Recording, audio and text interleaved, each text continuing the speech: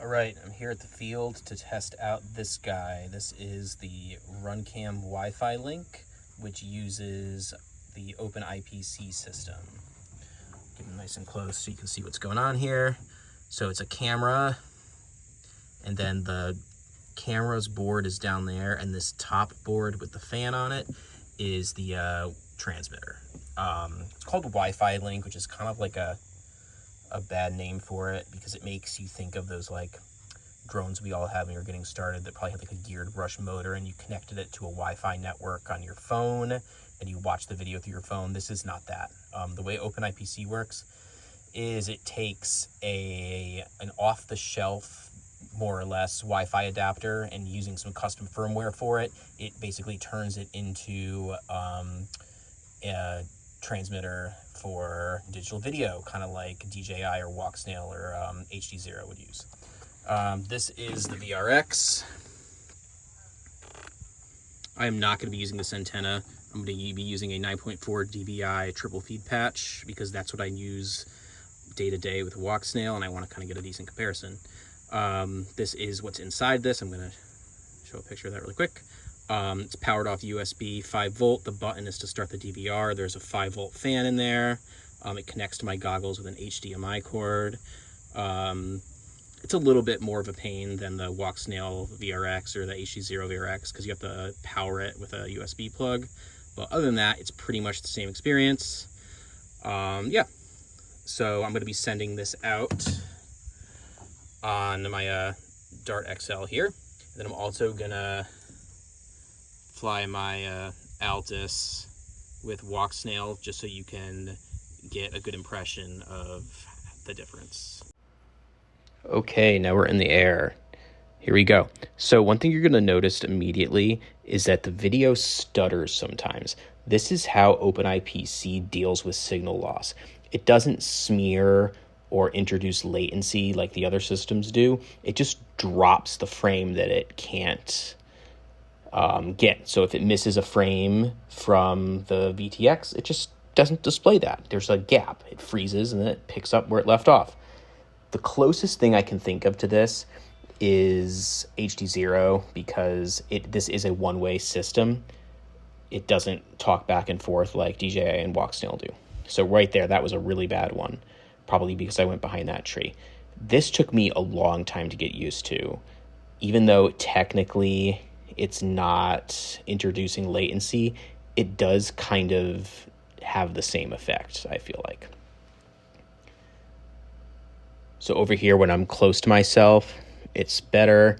Every once in a while, there's just one stop. But part of the problem that I have is it's hard to tell when it's going to stutter.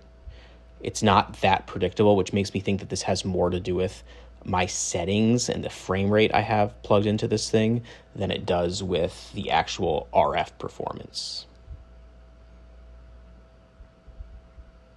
You can see a little bit of jello. I think that's because of the way I have the camera mounted. I don't think it has anything to do with the system. I've had Walksnail and DJI do this too if I mount the camera in a wobbly spot.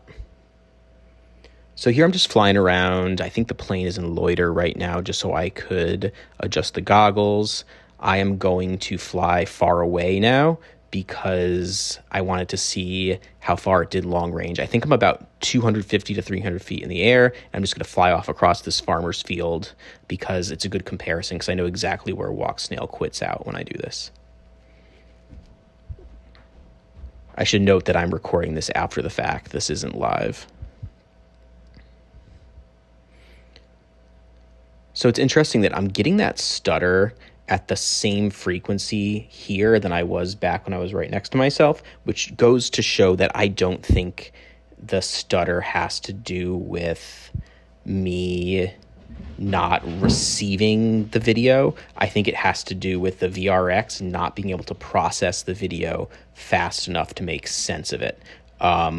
There's a couple different kinds of equipment you can use on your VRX for this, and this might just be the consequence of what I've picked, which is the Redexa 03E.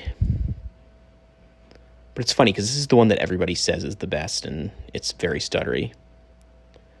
So yep, flying back now. I'm going to show you something really, really interesting in a second. We're going to switch to the other video in a minute.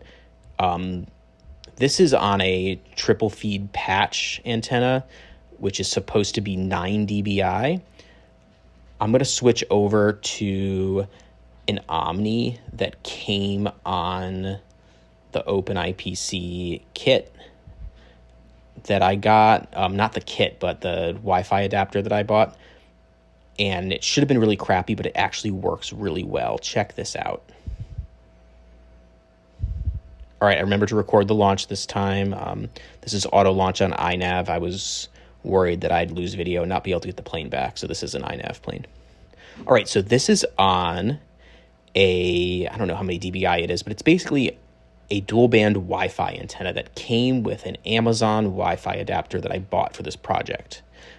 So this is actually performing way better than my supposedly nice triple feed patch antenna. I think this is because it's a linear antenna just like the ones on the plane, and they're matched correctly. So I think that that's why this is good. This makes me really want to try the whole system with some nice circular polarized antennas like I would use on Walksnail or DJI, just to kind of see if it makes a difference. I bet it does, because this is way, way better. Like, this is basically flyable. I was crapping my pants before, but I'm actually having fun now. There's a little stutter there, but I'm also like behind myself, so it's got to transmit through my head. So that's kind of to be expected. Right here, there's a tree in the way. So now that I'm using this other antenna, the places where it stutters are actually like kind of predictable, and I can almost anticipate it, kind of like the way you anticipate DJI or Walksnail starting to introduce latency. So now I'm like really zipping around and having fun. This is actually kind of like what I hoped for. See that stutter right there? I kind of handled that like a pro, because I'm actually used to the way this breaks up now. I got very used to the stutter. Going around again. Another thing I'll comment on is the quality of the video is actually pretty good, and the sun is starting to go down, and it's handling the low light pretty well. I'm going to try it again in full sun next time, but I do think that this handles low light really well. You can kind of see the sun touching on those trees. Right here, I just flew off into the distance just to see where it would break up, and it does break up pretty close by. I've flown out this way before on Walksnail, and it breaks up way after this. But remember, this is really crappy off-the-shelf, like linear Wi-Fi antennas. So I'm guessing this is going to perform way better if I put good antennas on it. So yep, right here, it gets like pretty much unflyable, and I flip return to home because this is an iNav plane. One thing you'll notice is that when it comes back to somewhere where I can actually get video, it's turning around now. It reconnects almost immediately. When I was watching Mads Tech comment on this, that's something he noticed, is that it reconnects immediately when it gets signal. It's not like DJI or Walksnail where there's a little bit of a delay in getting signal back. It just, once it starts receiving frames again, it starts displaying them again, kind of like HD0 or Walksnail. So yeah, I'm flying back towards myself. So overall, I just don't think this is quite ready to be my daily driver yet, because I'm just not confident flying around in the trees like right here. Like, ooh, that's some serious stutter. But I'm going to try this again on better antennas, and I think that's going to help a lot. And I'm going to mess around with some different settings on the VRX just to kind of see if that changes my experience, because I'm not a super duper fast freestyle pilot, and I can probably drop the frame rate without it really affecting my experience, because I kind of just cruise around. So so overall, I don't think this should be anybody's daily driver yet, unless you work on the project and you're really good at setting it up.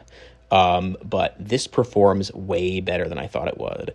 I've done the DIY version of OpenIPC where you just modify an old security camera, and this is performing so much better than that did. Way better, like miles better. Like, that was unflyable. This, once I got used to it, I actually started having a good time. So yeah, in a second, I'm going to show you what this location looks like on Walksnail as a comparison, and you'll see that it's way better on Walksnail. The commercially available FPV systems still knock this out of the park. But something I do want you to think about is that when Walk Snail came out, it was absolute trash. It was smeary. It broke up quick. It was unreliable. It was just overall a terrible experience.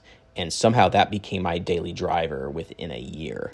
So hopefully this can follow the same trajectory and you can see this become solid enough to be the FPV system somebody uses every day. But right now, especially if you're new, I'm not sure if I would jump into this expecting to use it all the time, but it definitely is fun to play around with, and this is definitely a huge leap forward. I'm really hoping that this takes off and becomes great.